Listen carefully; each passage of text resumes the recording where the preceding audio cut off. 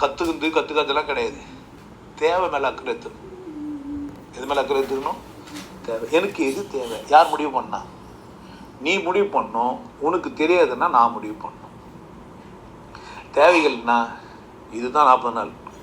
ஒரு மனிதனுக்கு அடிப்படையில் என்னென்ன தேவை? ஆனந்தமாக வாழணும், ஊக்கமாக இருக்கணும், பார்த்து பழகணும், காலத்தை மதிக்கணும், நிமிர்ந்து வாழணும், சேர்த்து வச்சுக்கணும். இது போக துணிவாக இருக்கணும், காமத்தை புரிஞ்சிருக்கணும், பணம்னா என்னன்னு தெரிஞ்சிருக்கணும், பேசுறதுக்கு தெரிஞ்சிருக்கணும், கற்றுக்கிறதுனா என்னன்னு இதெல்லாம் சிங்க் பண்ணி ஒரு 40 days கோர்ஸ் வச்சுக்கிறேன். யார் அழிப்பாலாம் கிடையாது, நான் அழிக்கலாம் மாட்டேன். எது தேவைன்னு லிஸ்ட்டு போட்டு கொடுத்துட்டா தேவையில்லாதெல்லாம் என்ன ஆகிடும்? ஒரு சூப்பர் மார்க்கெட்டுக்கு போனால் அங்கே எல்லாம் இருக்கும். நீங்கள் ஒரு பெரிய சூப்பர் மார்க்கெட்டு வாழ்க்கையில் என்னென்ன கருமத்தையோ கற்றுன்னு தான் வந்து நிற்பீங்க, ஒன்றும் பிரச்சனை கிடையாது. அதுலேருந்து நீங்கள் என்ன பண்ணணும்னா எது தேவையோ அது மட்டும்தான். உங்களுக்கு தெரியுன்றது எல்லாத்தையுமா பேசிக்கிறீங்க எல்லார்கிட்டயா?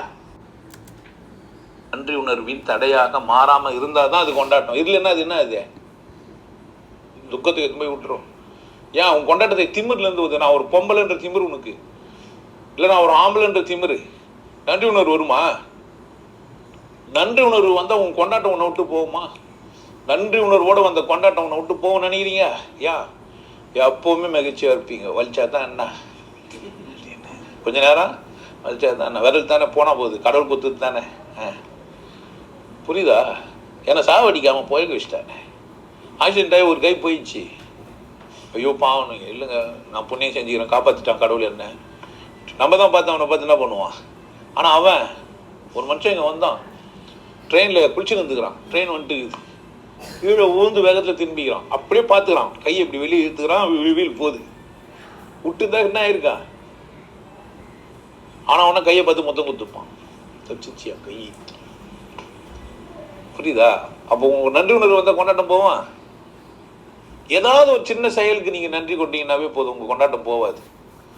தூய்மையை திறந்து புள்ளியாகி வச்சுக்கிறாள் நினச்சிங்கன்னு வச்சிங்களேன், கொண்டாட்டம் போவான். எந்த தூமை பையனுக்கு சொன்னால் புரியுது? அதுமா தூமை பையன் பேர் பற்றி பார்த்து எப்படி பேசுகிறான் பேத்தியா? இப்போ சொல்லுங்க, நன்றியோடு இருக்கணுமா இருக்கக்கூடாதா? கொண்டாட்டமாக இருக்கலாமா நன்றியோடு இருக்கலாமா?